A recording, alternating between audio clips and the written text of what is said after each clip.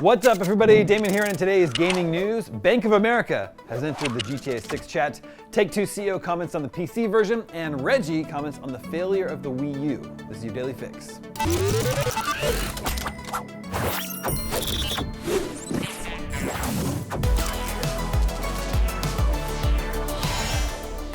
It is one of the biggest questions facing the video game industry right now. How much will Grand Theft Auto 6 cost? Rockstar Games and parent company Take-Two have so far given little away, save for saying they want to offer great value. Well, now a new party has waded in, Bank of America. According to Seeking Alpha, Omar Dessouky of BofA Global Research came away from last week's Icon conference, which IGN attended, with the firm recommendation: GTA 6 should be $80. Dessouky said that if GTA 6 were to cost $70, video game companies would no longer be able to get away with charging more than that for their games. That would put pressure on the likes of Nintendo, for example, which charges $80 for Mario Kart World. Dessouky is quoted as saying, "We think it's in Take-Two's self-interest as a publisher and partner to many developers to raise the price point for the entire industry." The suggestion here is that Take-Two would be doing the video game industry a favor if it went higher than $70, as if selling GTA 6 at $80 would all of a sudden open the floodgates for all new AAA video games to cost the same. But will Take-Two actually do that? We'll have to wait until Rockstar kicks off GTA 6 marketing this summer to find out just how much the game will cost. After a series of delays, GTA 6 is set to launch on November 19th for PlayStation 5 and Xbox Series X and S. But what about the PC version? Speaking with Bloomberg, Take-Two CEO Strauss Zelnick was asked why GTA 6 will be skipping PC this November. Zelnick says that's the way Rockstar has always done it, and console is where the core audience is. He said, "Rockstar always starts on console because I think with regard to a release like that, you're judged by serving the core. If your core consumer isn't there, if they're not served first and best, you kind of don't hit your other consumers."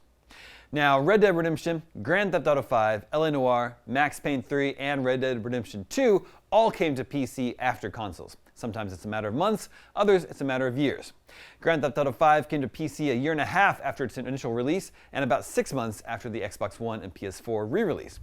In 2026, however, PC gaming is far more prevalent. As a result, the lack of a PC version at launch feels all the more notable. As soon as we hear something about GTA 6 on PC, we'll let you know. And finally today, Nintendo of America's former president, Reggie Fils-Aime, has addressed the failure of Wii U, which he blamed on the slower than expected launch of new Smash Bros., Mario Kart, and Splatoon exclusives, as well as competition from Xbox and PlayStation. Speaking during a Q&A event at the NYU Game Center, Fils-Aime admitted that the company had been forced to pivot as fast as possible when it became clear the Wii U was on life support, removing one of the two versions of the console from the market, while launching collectible NES and SNES microconsoles to prop up hardware sales. When discussing Wii U, Fils-Aime began by asking the audience how many had bought the console. When a large percentage seemed to raise their hands, Fils-Aime joked that it was a shocking response. He noted, Wii U was the second worst performing platform for Nintendo, second only to the Virtual Boy. He continued, when we were developing the Wii U, we were convinced that the combination of what I call the 10-foot experience, your TV 10 foot away, and a 10-inch experience having some sort of gameplay on the gamepad, was a big idea. We believed that it would create opportunities for different types of gameplay, where you could be playing what's happening on the big screen together, like in Mario Kart, or you could play a different type of game where one person is having a slightly different experience than everyone else.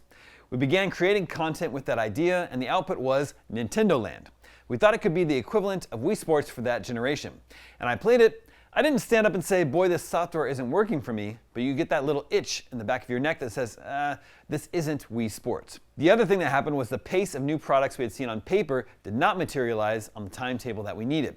So the team was working on a new Smash Bros., Mario Kart, Splatoon, but the games didn't come out fast enough. And after the second year, it was clear that we were not going to have the success we needed to. In 2 successive years, we launched those micro legacy devices, the small NES, and then the following year, the small SNES. We did that to sustain our business because we needed something to sell at volume come the holiday season. Thankfully for Nintendo, planning was already well underway for a successor console that would evolve the concept of the Wii U's gamepad and make it the core of the console, an idea that would eventually launch in 2017 as Nintendo Switch, turning the company's fortunes around in dramatic fashion.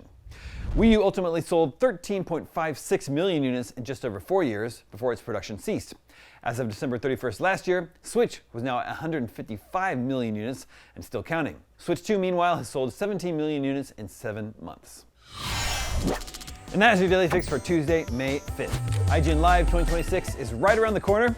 The 2-day celebration of gaming and entertainment will take place June 6th and 7th downtown LA and be filled with celebrity panels, exclusive game reveals, live stage shows, giveaways, and much more.